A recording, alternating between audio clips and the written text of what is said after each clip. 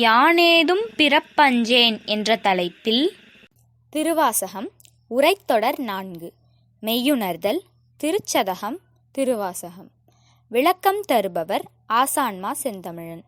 நாள் கார்த்திகை 10 நவம்பர் 25 திங்கட்கிழமை. நேரம் மாலை 7 மணி.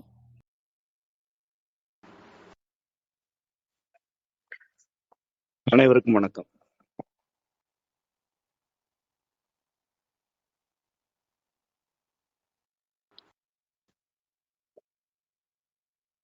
மெய்யுணர்தலின் 8 பாக்களுக்குரிய விளக்கங்கள் முன்பு கூறப்பட்டன.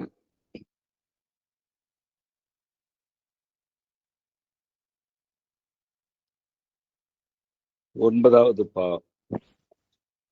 பவன் எம்பிரான்.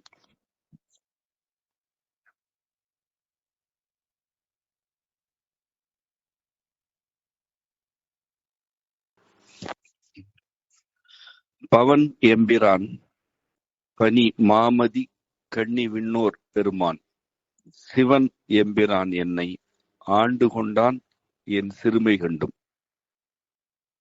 அவன் எம்பிரான் என்ன நான் அடியேன் என்ன இப்பரிசே புவன் எம்பிரான் தெரியும் பரிசாவது இயம்புகவே.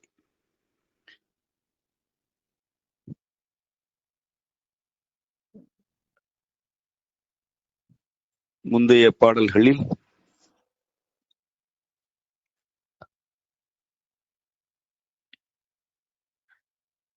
இறைவனை வழிபடுவோர் எவ்வாறெல்லாம் சடங்குகளில் ஈடுபடுகிறார்கள் என்பதனை கூறி அவற்றை தான் செய்வதில்லை என்பதனையும் கூறினார் மாணிக்கவாசகர். பின்னர் முழுவதும் கண்டவன் என்ற இறைவனின் மகனை பற்றி கூறி அவன் இறைவனுடைய குறியீடாக உள்ள ஸ்தூலம் எனும் கருவியினை பற்றி கொண்டு வேறு எந்த கதியும் இல்லாமல் காட்டில் நாடகமாடினான் என்றார்.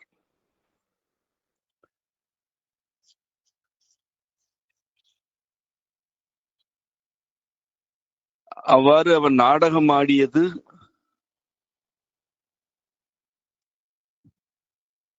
பிறருக்கும் பிறவற்றுக்கும்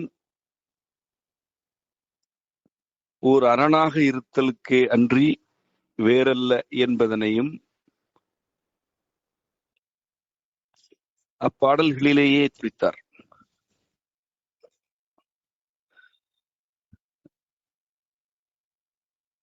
நாடகம் என்ற சொல் மெய்யுணர்தலில் இன்றியமையாதது.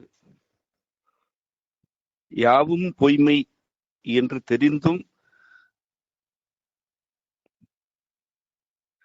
அப்பொய்மை எவற்றையெல்லாம் கேட்கிறதோ அவற்றை தருவதும் எவற்றிற்கெல்லாம் இணங்கச் சொல்கிறதோ அவற்றிற்கு இணங்குவதும் நாடகம் என்று இவ்விடத்தில் கொள்ள வேண்டும். அவ்வாறு முழுவதும் கண்டவன் யாவும் மாயை என்று தெரிந்தும் அம்மாயையினுள் இருப்போருக்காக நாடகம் ஆடினான். அவனுக்கு இருந்த ஒரே பற்று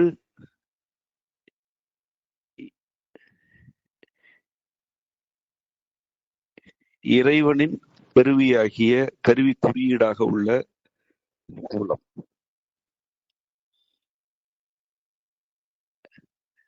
இதன் உட்பொருள் இறைவனை அன்றி வேறு எந்த பற்றும் இல்லாமல் இந்நாடகத்தை அவன் ஆடினான் என்பது.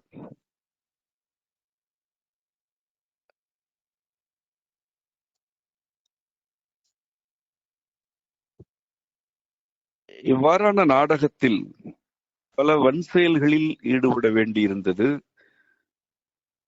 உன்மத்தம் என்ற உணர்ச்சி மேலிடும் நிலை எழுந்தது. அவற்றிற்கெல்லாம் அவன் ஆட்பட்டான்.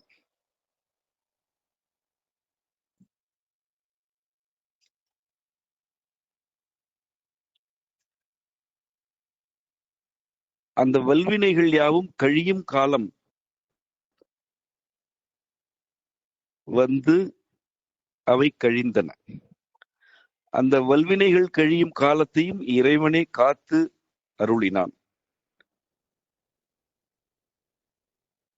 இந்த கருத்துகள் முன்னர் கூறப்பட்டன. இந்த கருத்துகள் முழுவதும் கண்டவன் என்ற இறைவனின் பாலன் என்று குறிப்பிடப்பட்டிருக்கிறது. எனினும் அது மறைவாக மாணிக்க வாசகரையும் குறிப்பதுவே.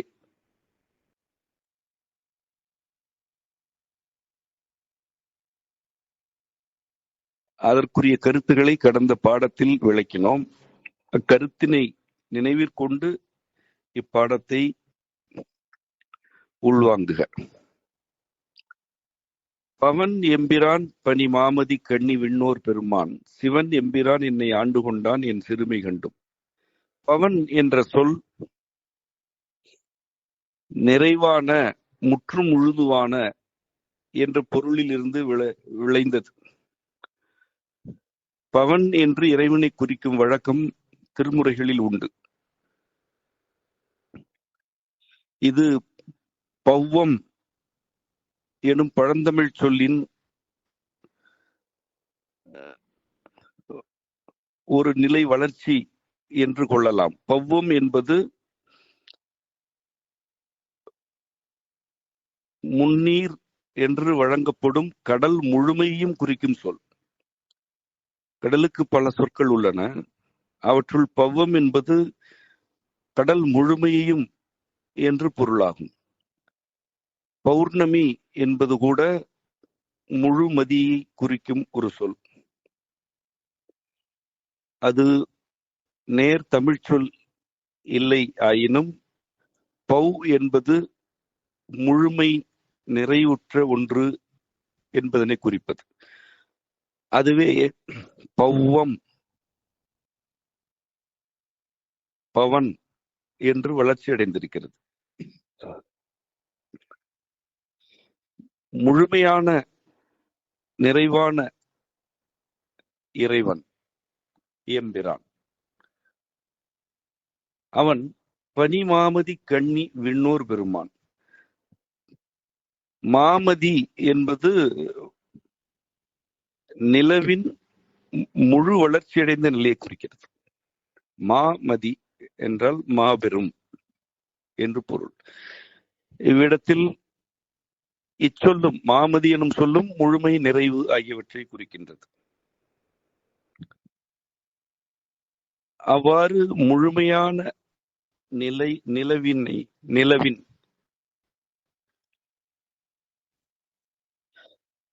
கண்ணி என்றால் ஒரு கண் தன் தன்மைகளை ஒத்த பலவற்றை விளைவித்தால் அது கண்ணி. நாம் பலமுறை வகுப்புகளில் கூறியிருக்கிறோம். பொன்னாங்கண்ணி, கரிசலாங்கண்ணி ஆகிய சொற்கள் யாவுமே கண்ணிலிருந்து வேறுவிட்டு வளர்ச்சியடையும் தாவர வகைமையை குறிப்பது. கணு, கண், கணு ஆகியன இவ்வாறான சொற்களே. கரும்பு கணுவிலிருந்து வேறுவிடத்தக்கது. இதுதான் கண்ணி என்ற சொல்லுக்குரிய அடிப்படை பொருள். ஒன்று தன் கண்ணிலிருந்து அல்லது கண் என்ற ஒரு உறுப்பு நிலையிலிருந்து தன்னை ஒத்த வடிவங்களை வெளிப்படுத்துகிறது என்றால் அது கண்ணி. அன்னையை கண்ணி, அங்கையர் கண்ணி என்று கூறுகிறோம். அவளுடைய கண் கயல் போல் இருக்கிறது என்று மட்டும் அதற்கு பொருள் அல்ல. கண்ணி என்பது கண்ணை கண் எனும் புலனை குறிக்கும் சொல் அல்ல, அது அதனையும் குறிக்கும்.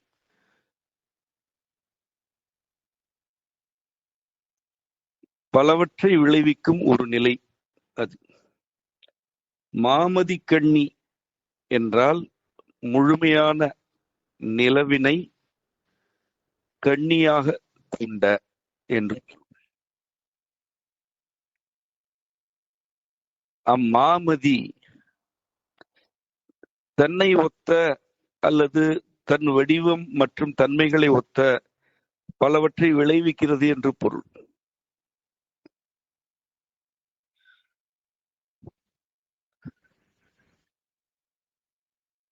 நிலவு என்பது புவிக்கு மட்டுமே உரித்தானது அன்று.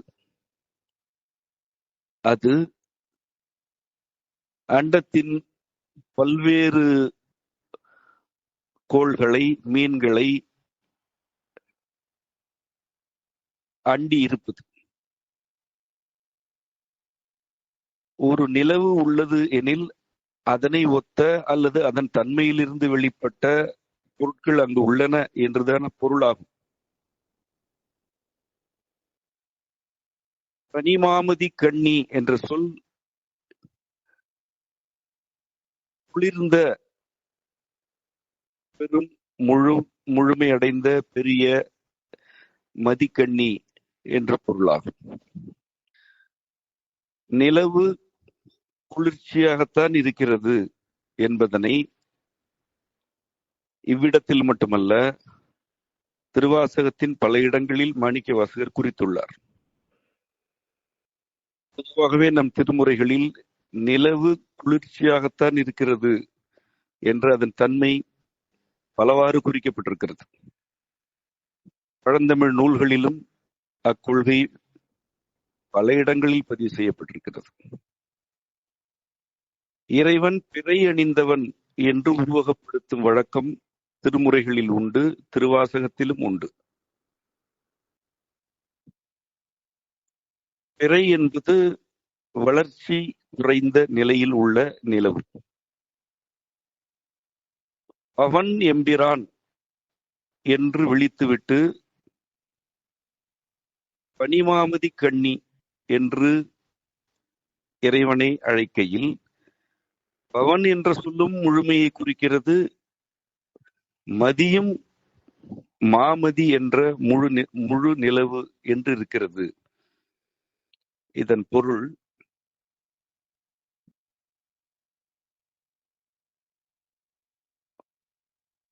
இறைவனது முழுமையான நிறைவான தன்மையினை அவர் விழிக்கிறார் என்றாகும். அது மட்டுமல்ல,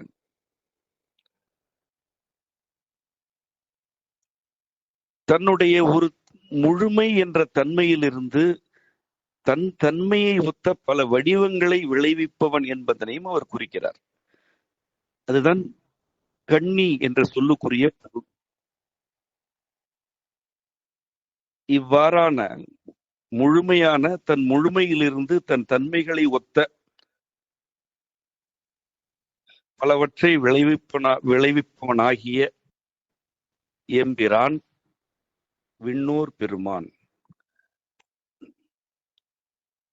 விண்ணோர் எனப்படுவோர் புறச்சமயத்தாரால் வணங்கப்பட்டவர்கள். அவர்களை தேவர்கள் என்று அழைக்கும் வழக்கமும் அக்காலத்தில் இருந்தது. அவர்களுக்கெல்லாம் நம் இறைவனே பெருமான் என்கிறார். இறைவன் முழுமையானவன், தன் தன்மைகளையே கண்ணிகள் வழியாக வெளிப்படுத்தி வளர்த்தெடுப்பவன். அவ்வாறானவன் விண்ணோருக்கே பெருமானாக இருக்கிறான்.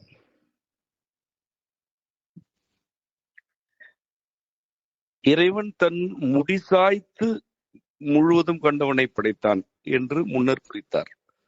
அங்கும் முழுமையே வலியுறுத்தப்பட்டது. இங்கும் இறைவனது முழுமையான தன்மையே வலியுறுத்தப்படுகிறது. அவன் முழுமையானவன் என்பதனால் விண்ணோரே பெரியோர், அவர்களே வணங்கத்தக்கவர்கள் என்று கூறும் நிலையை மறுக்கிறார். அவர்களுக்கும் அவன்தான் பெருமான் என்பதன் வழியாக அவர்கள் முழுமை என்ற கருத்து இல்லாதவர்கள் என்று மறைவாக சுட்டுகிறார். சிவன் எம்பிரான் என்னை ஆண்டு கொண்டான் என் சிறுமை கண்டும். சிவன் என்ற சொல் இறைவனை மனித நிலையில் உருவகப்படுத்தி வழங்கப்படுவது.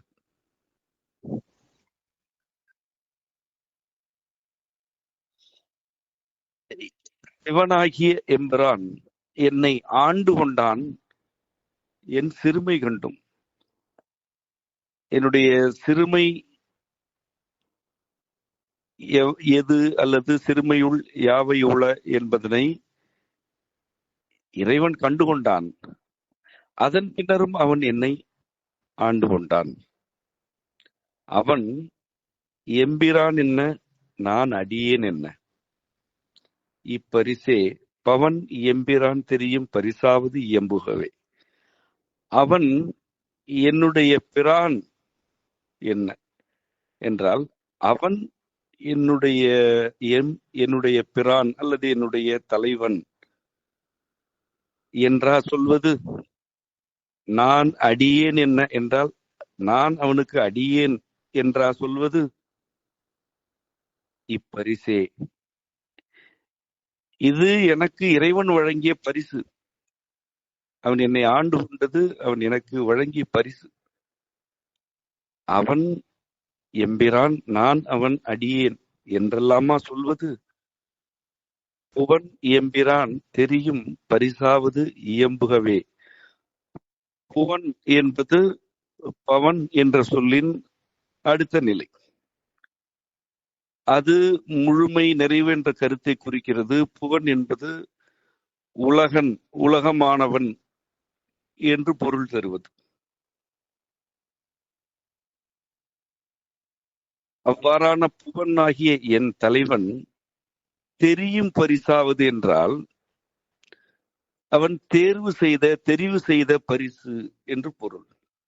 இயம்புகவே என்பது அதனை கூற வேண்டும் ஆயின் அல்லது அதனை கூறுவோம் என்று பொருள். இயம்புதல் என்றால் ஒன்றை வெளிப்படுத்துதல், கூறுதல் என்றாகும். முழுமை நிறைவு ஆகிய நிலையில் இருக்கும் இறைவன் சிவன் என்ற மனித உருவக நிலையில் வந்து என்னை ஆட்கொண்டான். என்னுடைய சிறுமை கண்டும் அவன் அவ்வாறு என்னை ஆட்கொண்டான்.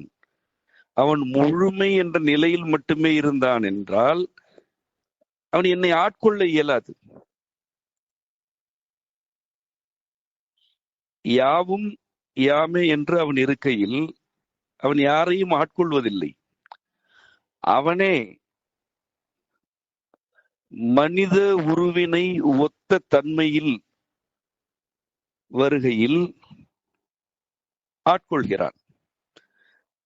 அவ்வாறுதான் இறைவன் தன்னை ஆட்கொண்டார் என்பதனை வேறு பல இடங்களிலும் மாணிக்க வாசகர் குறித்திருக்கிறார்.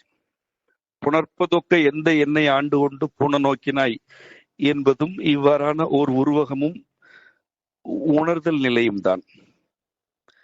மனித உருவினை ஒத்த தன்மையில் வந்து இறைவன் ஆட்கொள்ளுதல் என்பதுதான் இப்பாடலில் உள்ள கருத்து. அவ்வாறு அவன் ஆட்கொண்டதனால் அவன் எம்பிரான் என்று சொல்ல இயலுமோ, நான் அவன் அடியேன் என்றுதான் சொல்ல இயலுமோ? இப்பரிசு புவனாகிய எம்பிரான் தெரிவு செய்த ஒன்று. அவன் இவ்வாறு தெரிவு செய்து எனக்கு வழங்கி இருக்கிறான். அந்த பரிசு ஆவது எது என்று கூற வேண்டுமாயின் என்று இப்பாடல் முடிகிறது. இயம்புகவே. அடுத்து, புகவே தகேன் உனக்கு அன்பருள் யான் என் பொல்லாமணியே. உன்னுடைய அன்பர் கூட்டத்தினுள் புகுவதற்கு நான் தகுதியில்லாதவன், என் பொல்லாமணியே என்கிறார். பொல்லாமணி என்பது மாணிக்கவாசகர் ஆங்காங்கு புழங்கும் ஒரு அற்புத சொல். பொல் எனும் சொல் அதே முழுமை நிறைவின் வேறொரு தன்மையை குறிப்பது. ஒன்று முற்று முழுதுமாக இருக்கிறது, அது அசைவில்லாமல் இருக்கிறது, அது தளர்ச்சி அடையாமல் இருக்கிறது, அது தன்னளவில் தானே நிறைவாக இருக்கிறது, அது அசைவிற்கே வாய்ப்பற்று இருக்கிறது என்ற கருத்துகள் தான் பொல் என்ற சொல்லினுள் இருக்கின்றன.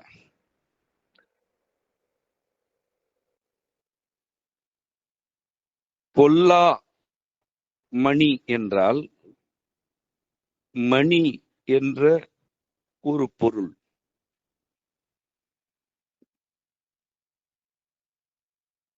எவ்விதமான தளர்வும் அசைவும் இல்லாமல் இருக்கிறது என்று பொருள். இதனை நடைமுறையில் கூற வேண்டுமென்றால் துளையிடப்படாத மணி என்று கூறலாம். ஒரு மணி மாலையாக கோக்கப்பட வேண்டுமென்றால் அதில் துளையிடப்பட வேண்டும். அது துளையிடப்படாதிருக்கிறது என்பதனையும் பொல்லாமணி என்று விளிக்கலாம். ஆனால் பொல் எனும் சொல்லுக்கு எவ்வகையிலும் அசைவற்று இருத்தல் என்றே பொருள். இதனால்தான் பொல்லா என்ற சொல் இரக்கமற்ற, கருணையற்ற என்று பொருளாகி தீய என்றும் பொருள்படும் வழக்கம் எழுந்தது. உண்மையில் பொல் என்ற சொல் தீமையை குறிப்பதல்ல, அது அசைவற்ற, தன்னளவில் தானே முழுமையும் நிறைவுமாக இருக்கும் நிலையை குறிப்பது.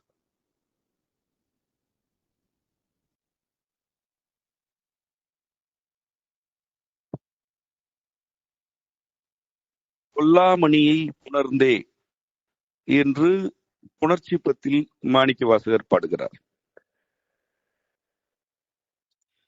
இறைவனை பொல்லாமணி என்று அங்கு விழிக்கிறார். இறைவன் பொல்லாதவன் என்று அவர் விழிப்பதாக கொள்ள இயலாதல்லவா? பொல்லாமணி என்றால் தன்னளவில் தானே நிறைவுற்று அசைவற்று இருக்கும் மணி என்று பொருள். அவ்வாறு தன்னளவில் தானே நிறைவுற்று இருக்கும் மணியே தன்னை ஆட்கொண்டது.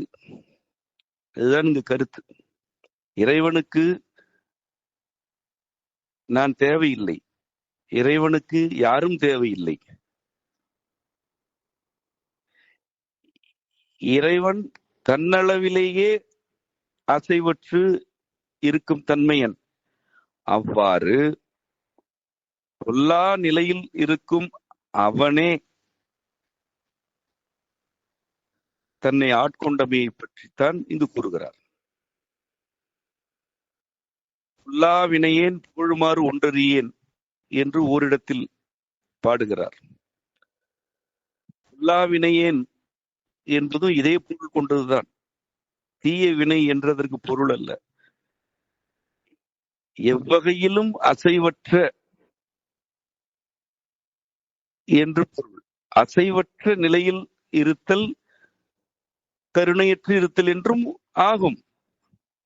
ஆனால் அதற்கு அது மட்டுமே பொருள் அல்ல.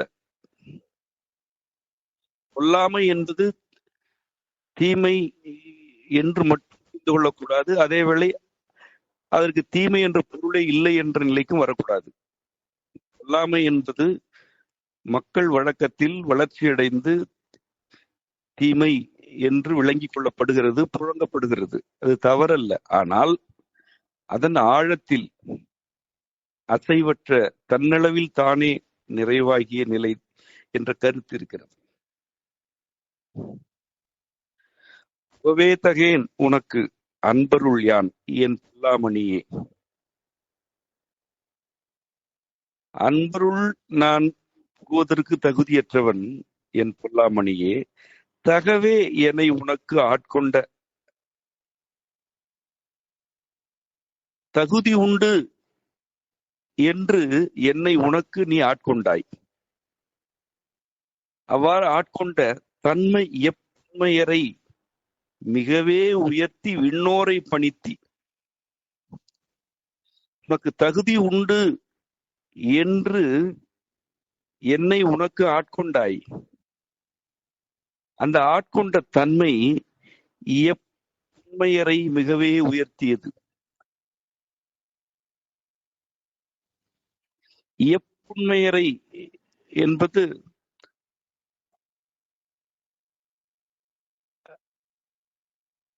மீண்டும் ஒரு சிறப்பு சொல்லுக்கான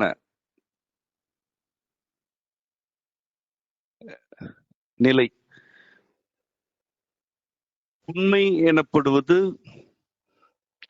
இழிந்த கேடான என்று பொருள் தரும். உண்மையர் எனப்படுவோர் கேடானோர், இழிந்தோர் என்று பொருளாகும். எப்புண்மையரை என்பது மாணிக்க வாசகருக்கே வாய்த்தருள பெற்ற சொல் வழக்கு. இவ்வாறு பல பல சொல் வழக்குகளை அவர் பதிவு செய்திருக்கிறார். இப்புண்மையரை அப்புண்மையரை என்றால் இந்த கேடானோரை அந்த கேடானோரை என்று பொருள். புண்மையரை என்றால் என் போன்ற கேடு கெட்டவர்களே என்று பொருள்.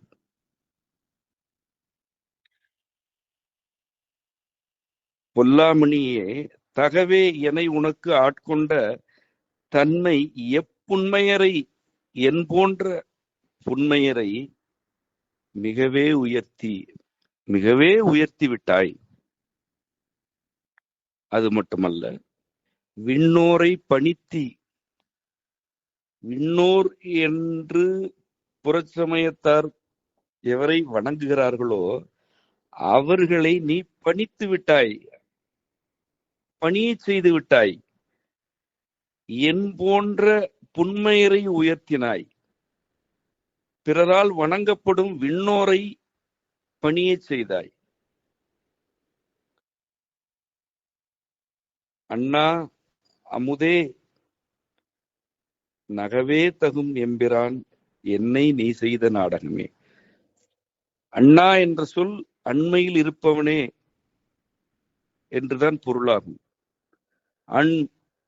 அண்மை, அணு, அண்டு என்று வளர்ச்சி அடைந்தது. அண்ணா என்ற சொல் தன்மையே தானுறல் என்ற கொள்கைப்படி அண் என்ற சொல் அண்ணா என்று விரிந்தது. அது அண்ணன் என்பது அண்மையில் இருப்பவன் என்று பொருளாகும். அண்மையில் இருப்பவனே அமுதே நகவே தகும் எம்பிரான் என்னை நீ செய்த நாடகமே. எனக்கு அண்மையில் இருப்பவனே அமுதே, நீ என்னை வைத்து செய்த நாடகத்தை எண்ணினால் நகைப்புதான் வருகிறது என்கிறார். இதற்கு முந்தைய பாடலில் அவன் எம்பிரான் என்ன, நான் அடியேன் என்ன, இப்பரிசே புவன் எம்பிரான் தெரியும் பரிசாவது இயம்புகவே.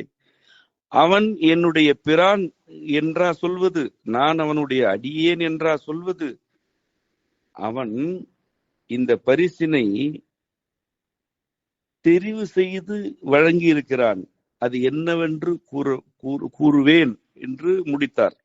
அது என்ன என்று இங்கு கூறுகிறார். அது என்னவென்றால்,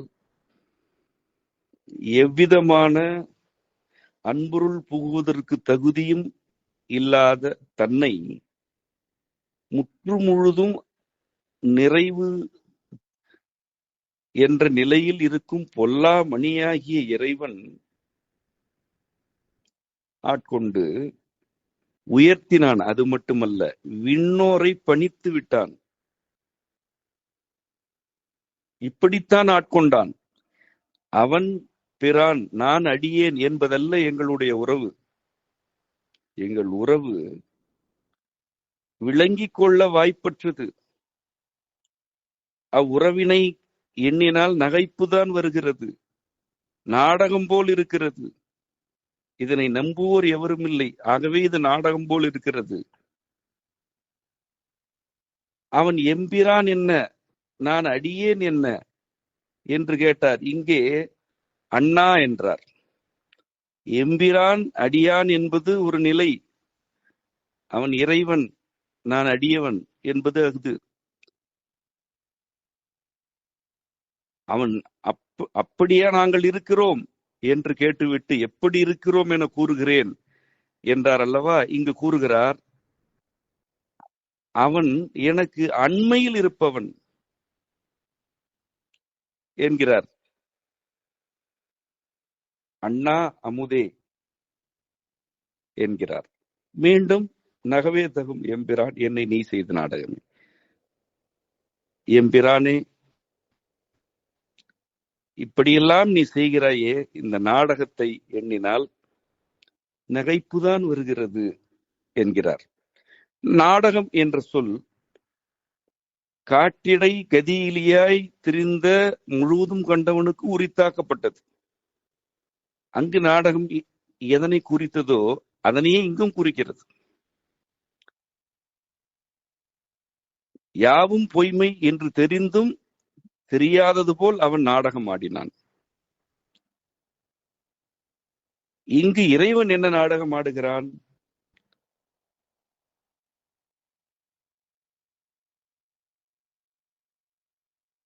இறைவன் தன்னை பிரான் என்று வைத்துக் கொள்வதாகவும், அவன் யாரை ஆட்கொள்கிறானோ அவர்கள் அடியார் என்று இருப்பதாகவும் ஒரு நாடகம் இருக்கிறது.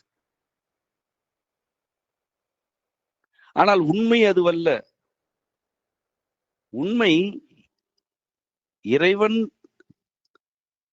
பிரானாகவும் பிறர் அடியாராகவும் இல்லை. இறைவன் அண்ணா என்று விழிக்கத்தக்க அளவில் அண்மையில் இருக்கிறான். அதுவே உண்மை. அவன் அண்மையில் இருக்கிறான்.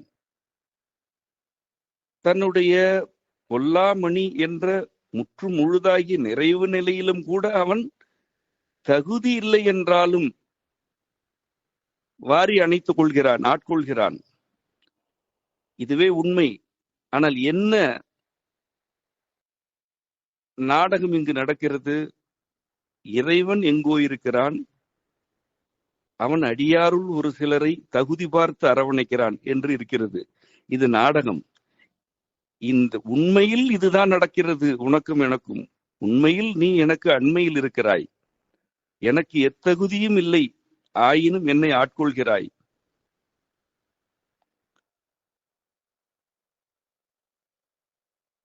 இங்கு உள்ளோர் என்ன கருதுகிறார்கள்? ஏதோ தகுதியின் அடிப்படையில் இறைவன் தொலைவில் இருந்து ஒவ்வொருவரையும் ஆட்கொள்கிறான் என்று கருதுகிறார்கள். அவர்கள் அவ்வாறு கருதுமாறு ஒரு நாடகத்தையும் நீ நடித்து விடுகிறாய். வெளியிலிருந்து என்னை பார்ப்பவர்கள் ஏதோ தகுதியின் அடிப்படையில் இறைவன் இவனை ஆட்கொண்டான் என்று கருதுகிறார்கள் அல்லவா? அதுதான் நீ செய்யும் நாடகம். இந்த பதிகம் மெய் உணர்தல் என்று கருத்தின் கீழ் இயற்றப்பட்டதாக அறிகிறோம். இந்த பதிகத்தில் உள்ள கருத்துக்களை மாணிக்க வாசகர் தன்மையை தான் உணர்ந்தவை என்று புரிந்து கொள்ள வேண்டும். தன்மையை அவரே, தனக்குரிய மெய்யாகிய உண்மை தானே உணர்ந்த பொழுது இவையெல்லாம் நிகழ்ந்தன என்பதனை அவர் நமக்கு வழங்கியிருக்கிறார்.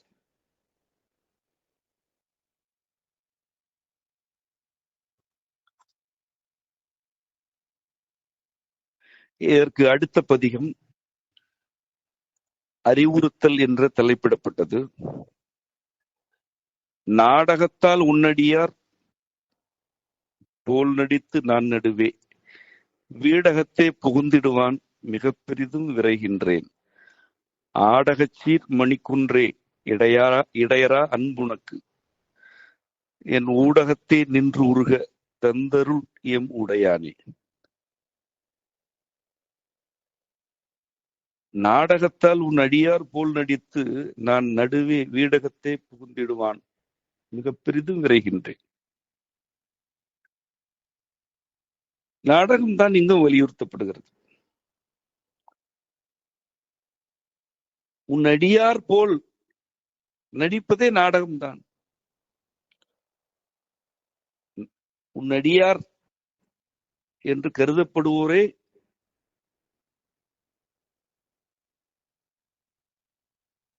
அவ்வாறான நாடக காட்சியில் இருக்கிறார்கள். அவர்கள் நடிக்கிறார்கள் என்று பொருள் அல்ல. ஒரு நாடகம் நடக்கிறது. அந்நாடகத்தில் இறைவன் பெருமானாகவும்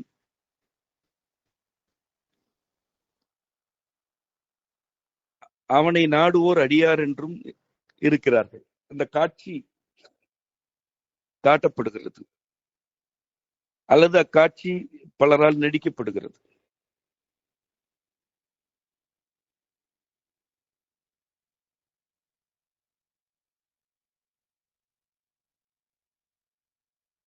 உன் அடியார் போல் நடித்து நான் நடுவே வீடகத்தே புகுந்திடுவான் மிக பெரிதும் விரைகின்றேன். விடுபட்டு ஏகுதல் தான் வீடு பேரடைதல். ஒவ்வொன்றிலிருந்து விடுபடுதல் அதுதான் வீடடைதல். இறுதியில் உடலில் இருந்து விடுபடுதல் நிகழும்.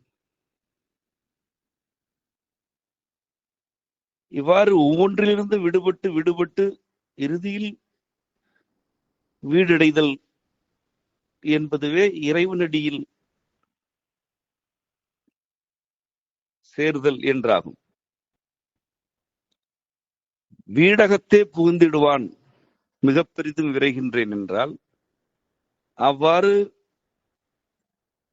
இறைவனுடைய அடியை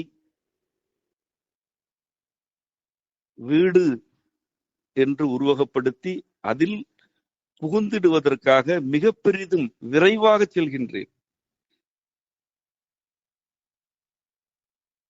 உன் அடியார் போல் நடித்து நான் நடுவே அவர்களுக்கு நடுவே உன் அடியை வந்து அடைவதற்காக விரைந்து கொண்டிருக்கிறேன்.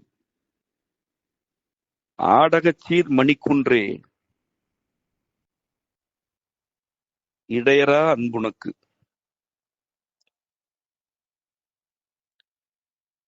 என் ஊடகத்தே நின்று உருக தந்தருள் எம் உடையானே.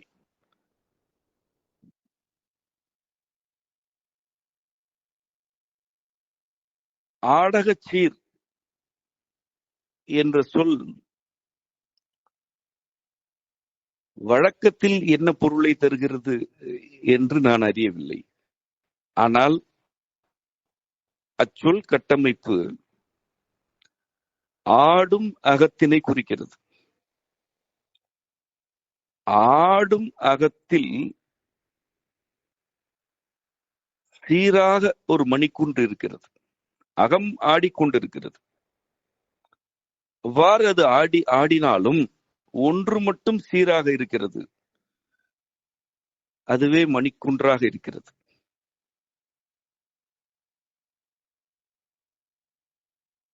இறைவனே அது. ஒவ்வொன்றிலிருந்து விடுபட்டு விடுபட்டு வீடடைய வேண்டும் என்று விரைகின்றேன்.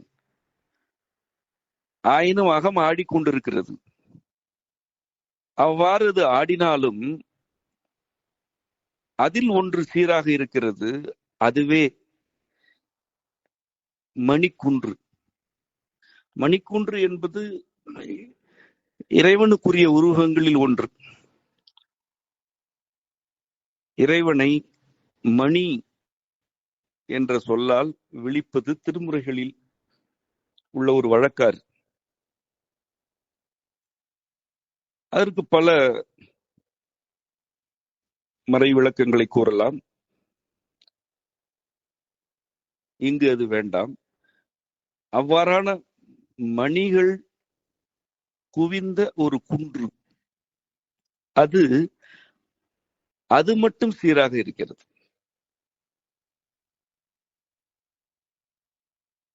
அவ்வாறு இருப்பவனே, ஆடகச்சீர் மணிக்குன்றாக இருப்பவனே, இடையரா அன்பு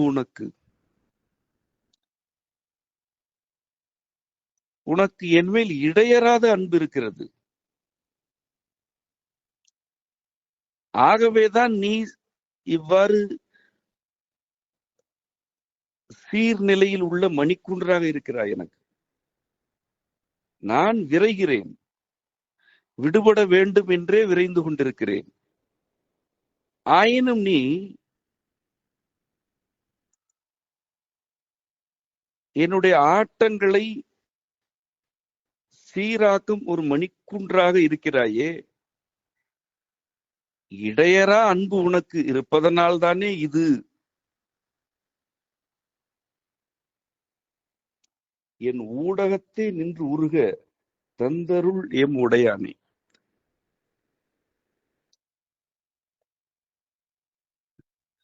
ஊடகம் என்பது ஊடு என்ற சொல்லின் பொருளையும் அதிலிருந்து எழும் ஒரு உருவகத்தையும் குறிப்பது.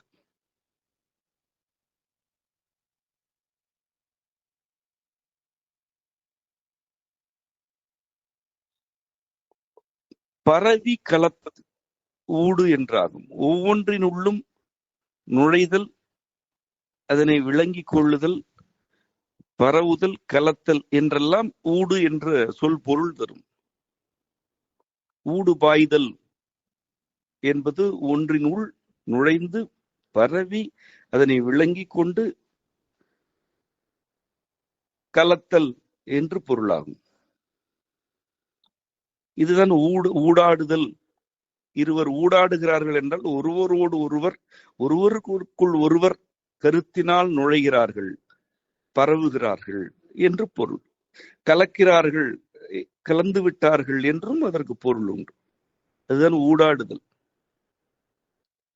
ஊடகச்சீர், ஊடகத்தே நின்று என்றால் அவ்வாறு ஊடுபாயும் அகத்தின் உள்ளே என்று பொருள். அகம் ஊடாடி கொண்டிருக்கிறது. அது ஒவ்வொன்றுடனும் ஒவ்வொருவருடனும் ஊடாடுகிறது. அந்த ஊடகத்தின் உள்ளே நின்று உருக தந்து அருள் எம் உடையானே. எப்படி ஆடும் அகத்தினையும் சீராக்கும் மணிக்குன்றாக இருக்கிறாயோ, அதுபோல ஊடுபாய்ந்து கொண்டிருக்கிறேன், ஊடாடி கொண்டிருக்கிறேன். இந்த ஊடுபாயும் நிலையில் அல்லது ஊடாடும் என் நிலையில் உள்ள அகத்திலும் நின்று நீ வந்து நில், அங்கும் நில், உருக தந்தருள். அப்படி நின்று நான் உருகும்படி உன் அருளை கொடு எம் உடையானே. என்னை உடையவனே, நீ என்னை உடையவன்.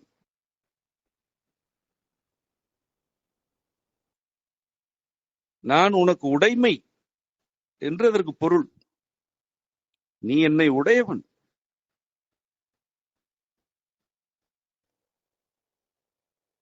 உனக்கு இடையறா அன்பு இருக்கிறது என்மேல்.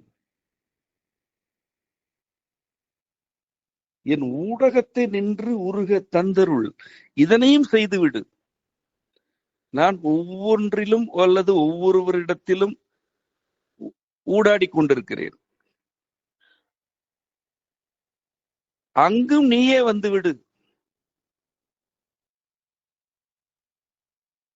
நீயே வந்து நின்று உருகத் தந்து அருள் எம்முடையானே.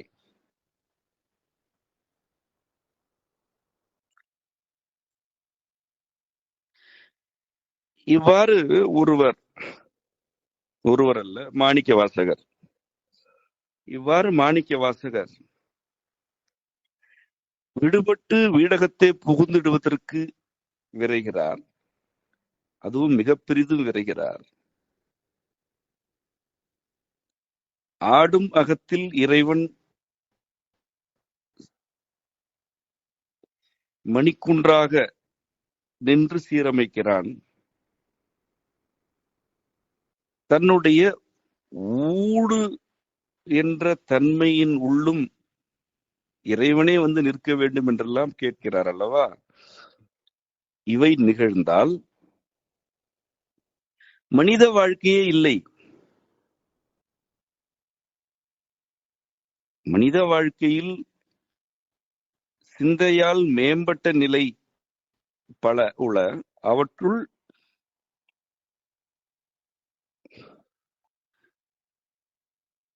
ஊடாடுதல் என்பது சிறப்பானது.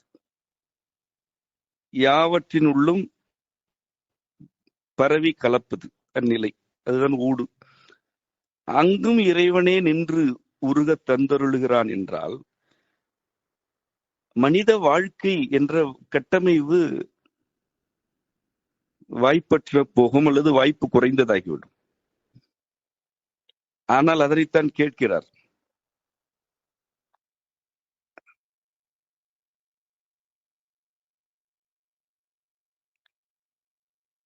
இவ்வாறு நிகழ்ந்து விட்டால்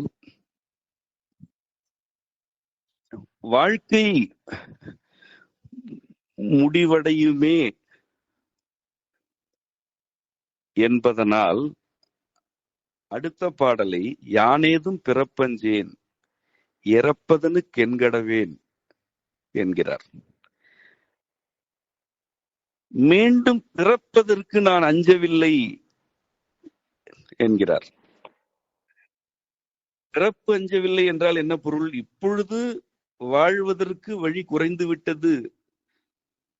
இவ்வாறு வாழ்க்கைக்குரிய வழி குறைந்து இறக்க நேரிடும் என்பதனால்தான் யானேதும் பிறப்பஞ்சேன் என்கிறார். மீண்டும் பிறந்து வர வேண்டியிருக்கும். அவ்வாறு மீண்டும் பிறந்து வர வேண்டியிருந்தாலும் நான் அதற்கு அஞ்சவில்லை என்று தொடங்குகிறார் அடுத்த பாடலை.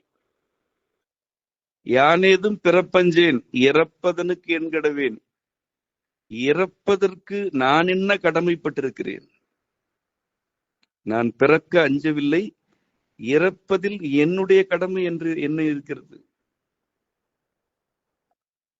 நீ படைத்தால் பிறக்கிறேன், அழைத்தால் வருகிறேன்.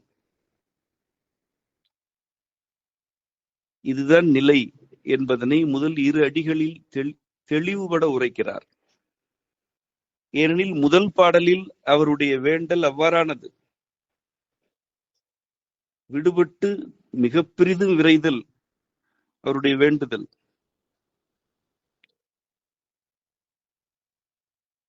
வானேயும் பெரில் வேண்டேன் மண்ணாழ்வான் மதித்துமிரேன்.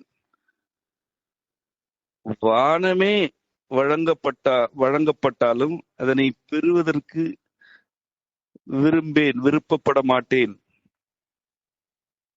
மண்ணாழ்வான் மதித்துமிரேன். இந்த மண்ணை ஆள்பவனை நான் மதிப்பதே இல்லை, அப்படி மதித்து இருக்க மாட்டேன்.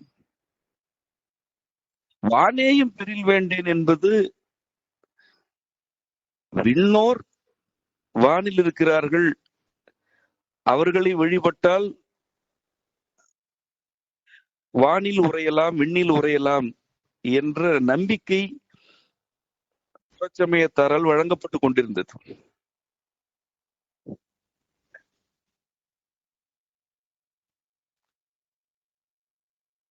புறச்சமயங்களில்தான்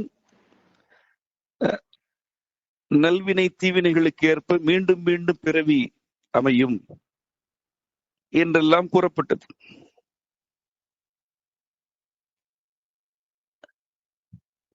இறைவனோடு உறவாடி கொண்டிருக்கும் இவர்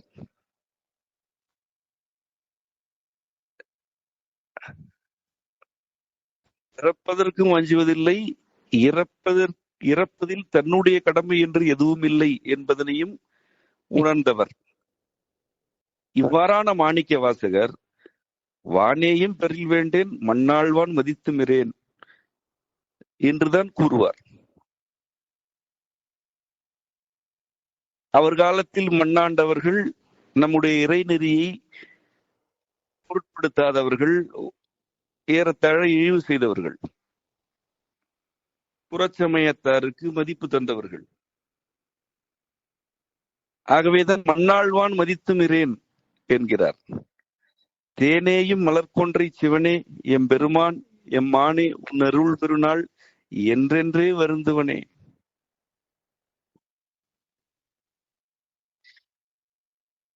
தேன்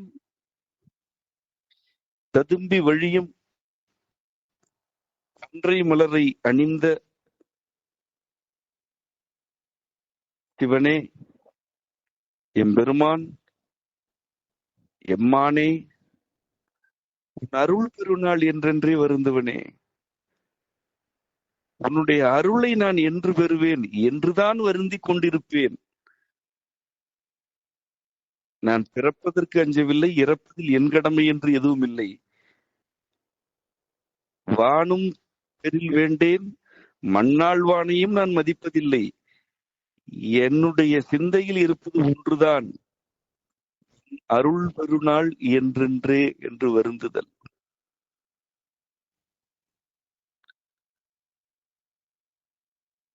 அருள் பெறுதல் என்று அவர் எதனை குறிக்கிறார் என்பதை முந்தைய பாடலில் விளக்கிவிட்டார். ஊடகத்தே நின்றுக தந்தருள் எம் உடையானே. அந்த அருள் பெற்றால் என்ன நிகழும் என்பதனையும் உணர்த்திவிட்டார், பாடல் வரிகளில் உணர்த்திவிட்டார். அதன் பின்னரும் அவருடைய வேட்கை ஒன்றுதான், உன் அருள் பெருநாள் என்றென்றே வருந்துவனே என்பது. இத்துடன் இன்றைய பாடம் நிறைவடைந்தது. மீண்டும் சந்திப்போம். உங்கள் அனைவருக்கும் அம்மையப்பர் அருள் நிறைவதாக. நன்றி.